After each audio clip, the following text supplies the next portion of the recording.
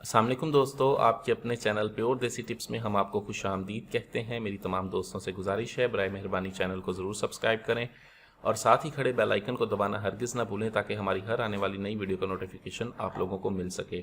दोस्तों, आज का हमारा जो नुस्खा है वो रॉड के लिए है। रॉड के लिए एक और नुस्खे के साथ मैं आपकी खिदमत में हाजिर हुआ हूँ। इस नुस्खे के इस्तेमाल से रॉड के पट्टे, ख़ास तौर पर यह नुस्खा जो है रॉड के पट्ठों को जो ताकत देता है, उसके मसल्स, बेजान मसल्स में जान पैदा करता है, उनमें जो है कमज़ोरी और नरमी आ जाती है मसल्स में, उनको ये दूर करता है। ठीक है, उसको ताकत और तकवीक देता है और गर्माइश पैदा करता है। इसके साथ साथ ये है कि जिन लोगों को इंतशार में कमी होती है, इंतशार कामिल नहीं आता या बर वक्त ज़रूरत टूट जाता है, उनके लिए भी नुस्खा बहुत ही आला, बहुत ही ज़बरदस्त है। इस नुस्खे में 4 चीज़ें हैं और इसके अलावा हमारे पास 5वीं जो चीज़ है वो है रोगन ज़ैतून।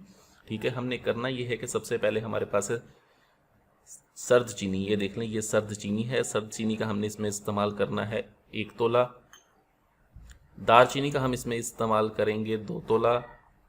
लौंग हमारे पास है, लौंग का हमने इसमें इस्तेमाल करना है 2 तोला। ये देखें, लौंग है हमारे पास, इसका हमने इस्तेमाल करना है 2 तोला। और उसके पास हमारे पास है तुख्मे प्याज। ये प्याज के बीज हैं हमारे पास, इसका हम इसमें इस्तेमाल करेंगे 1 तोला।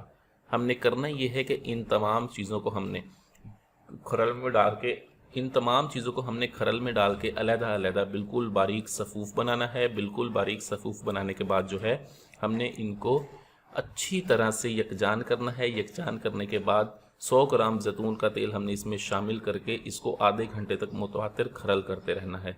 आधे घंटे तक खरल करते रहें। ठीक है, खरल करने के बाद आप इसे छोड़ दें, एक कढ़ाई में डालें। कढ़ाई में डालने के बाद जो है आप इसको पकाएं और कम से कम आपने इसको 45 मिनट तक हल्की आंच पर पकाना है। जब ये तमाम चीज़ें 45 मिनट तक आपने इसको अच्छी तरह पकाना है। पकाने के दौरान मुतवातिर हिलाते रहें। अब बाज़ लोग यहाँ पर गलती करते हैं कि बाज़ लोग चीज़ों को जलाने के साथ साथ तेल भी जला लेते हैं। ठीक है, उसकी निशानी ये होती है कि आपका सारा तेल काला हो जाता है और सारा तेल, ये तमाम चीज़ें बिल्कुल जलकर कोयला हो जाती हैं और तेल आपका मुकम्मल काला हो जाता है। वो सब सारे का सारा नुस्खा बेकार हो जाता है। इस तरह से नहीं करना। जो इंसान पकाने के दौरान मुतवातिर इसको हिलाते रहते हैं उनका कभी भी तेल ख़राब नहीं होता। ठीक है, बहुत से लोग ऐसे करते हैं कि चूल्हे की आंच पे रख के खुद कहीं दूर चले गए, वापसी आए, देखा तो सारे का सारा तेल जला हुआ है। वो समझते कि हमारा नुस्खा सही बना है, इस्तेमाल करना है, फ़ायदा नहीं होता, फिर हमें कॉल करते हैं।